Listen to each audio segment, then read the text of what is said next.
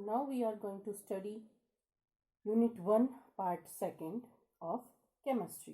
ठीक है, तो पिछली वीडियो में हमने डिस्कस किया था केमिस्ट्री के बारे में. केमिस्ट्री क्या होती है? It is a study of matter, atoms and molecules, their properties and there structure.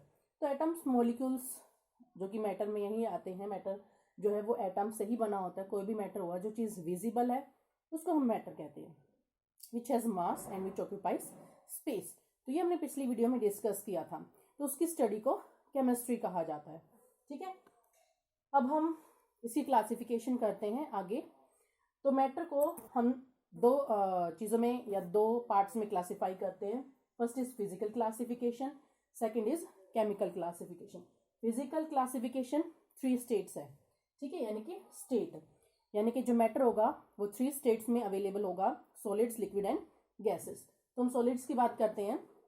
तो सॉलिड्स में क्या होती है? They have definite shape. ठीक है, सॉलिड्स की क्या होती है? डेफिनेट शेप होती है. They have definite volume. They have strong electrostatic force of attraction between them.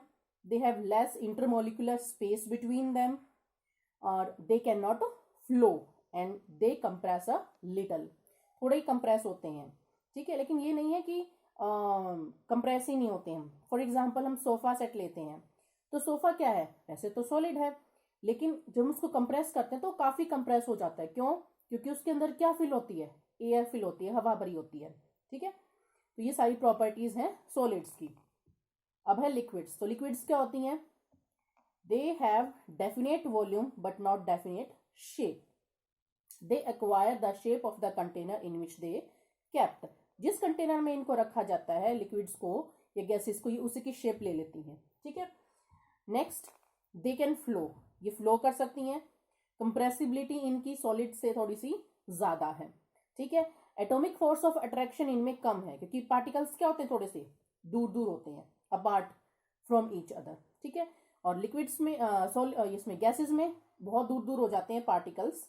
ठीक है, गैसेस भी फ्लो कर सकती हैं. एटॉमिक फोर्स ऑफ अट्रैक्शन सबसे कम होती है गैसेस में क्योंकि पार्टिकल्स बहुत दूर दूर होते हैं, वो एक दूसरे को अट्रैक्ट नहीं कर पाते. ठीक है, उसके बाद गैसेस में ना तो डेफिनेट शेप होती है, ना ही डेफिनेट वॉल्यूम होती है. कोई भी फिक्स्ड डेफिनेट वॉल्यूम भी नहीं होती है और शेप भी नहीं होती है. ठीक है, उसके बाद कंप्रेसिबिलिटी गैसेस की सबसे ज्यादा होती है. कंप्रेस कर सकते हैं, और इसी एयर को अगर हम खुला छोड़ दें तो ये पूरे उसमें बहुत दूर तक फैल जाते हैं. इसके पार्टिकल्स जो हैं बहुत दूर दूर फ्लो करते हैं. उसके बाद एक और पॉइंट है, काइनेटिक एनर्जी जो होती है सॉलिड्स की बहुत कम होती है क्योंकि क्या होते हैं? एटम्स एक दूसरे के बहुत पास पास होते हैं. अब पास पास होंगे तो क्या होगा? मूव करने के लिए जगह नहीं होगी. तो काइनेटिक एनर्जी सॉलिड्स की बहुत, सॉलिड के जो पार्टिकल्स होते हैं उनकी बहुत कम होती है. लिक्विड्स के पार्टिकल्स थोड़े दूर दूर होते हैं, इसलिए थोड़ी सी काइनेटिक एनर्जी ज्यादा होती है. और गैसेस के पार्टिकल्स जो हैं एक दूसरे से बहुत दूर दूर होते हैं, तो उनकी काइनेटिक एनर्जी जो है वो मैक्सिमम होती है. Electrostatic force of attraction solids की ज्यादा है. ठीक है, और फ्लूइडिटी गैसेस की ज्यादा है. कंप्रेसिबिलिटी गैसेस की ज्यादा है. स्पेस, इंटरएटॉमिक जो स्पेस होता है, पार्टिकल्स के बीच में जो स्पेस होता है, वो सबसे ज्यादा गैसेस में है. काइनेटिक एनर्जी गैसेस की ज्यादा है. ठीक है, पार्टिकल्स की. तो ये हो गया हमारी 3 स्टेट्स. ठीक है, सॉलिड्स, लिक्विड्स एंड गैसेस. अब हम आते हैं केमिकल क्लासिफिकेशन पे. तो केमिकल क्लासिफिकेशन को 2 पार्ट्स में डिवाइड किया गया है: pure substance and mixture. Pure substance नाम से पता चल रहा है, इसमें क्या है? एक टाइप के एटम्स होते हैं. ठीक है, 1 टाइप ऑफ एटम्स, मतलब चीजें जो बनी होंगी, मैटर जो बना होगा वो एक ही सब्सटेंस से बना होगा. लेकिन मिक्सचर में मिक्सअप होंगे, डिफरेंट एटम्स जो होंगे, एक चीज में डिफरेंट एटम्स होंगे. ठीक है, अब प्योर सब्सटेंस भी 2 तरह के हैं, एलिमेंट्स और कंपाउंड्स. ठीक है, अब एलिमेंट्स में क्या है? जो एक तरह के बने होते हैं. ठीक है, एक ही टाइप के, 1 काइंड के एटम से बने होते हैं, वो एलिमेंट्स होते हैं.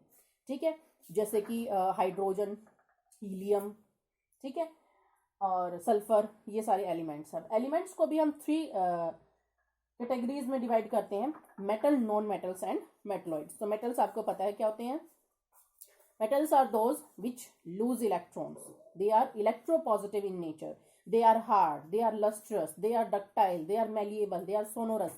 They are good conductor of heat and electricity, and their melting and boiling points is also high.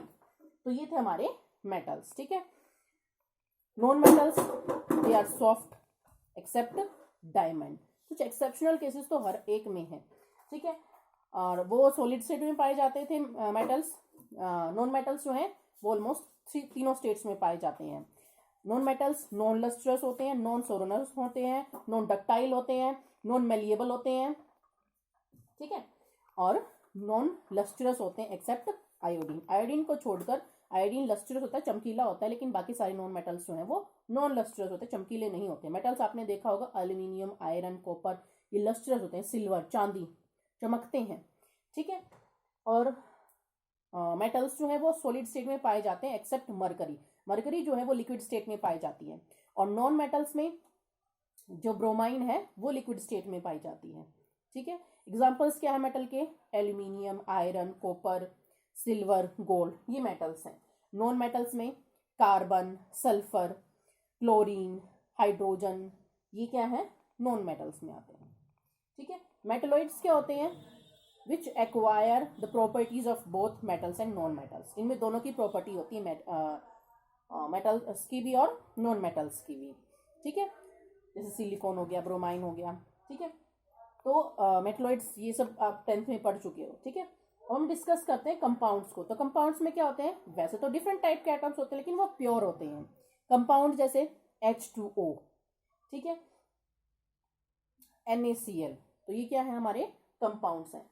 अब कंपाउंड्स भी दो टाइप के हैं, organic compounds and inorganic compounds. Organic मतलब which contains a large component of carbon, जिनमें एक major part, एक major भाग जो है वो कार्बन का होता है। साथ में हाइड्रोजन भी होती है, फॉस्फोरस भी होती है, ठीक है, सल्फर भी होता है, लेकिन मेजर जो है वो कार्बन कंस्टिट्यूट होता है, ठीक है। इनऑर्गेनिक में बाकी जितने भी एलिमेंट्स बच गए वो सारे क्या आते हैं? इनऑर्गेनिक के अंदर आते हैं। मिक्सचर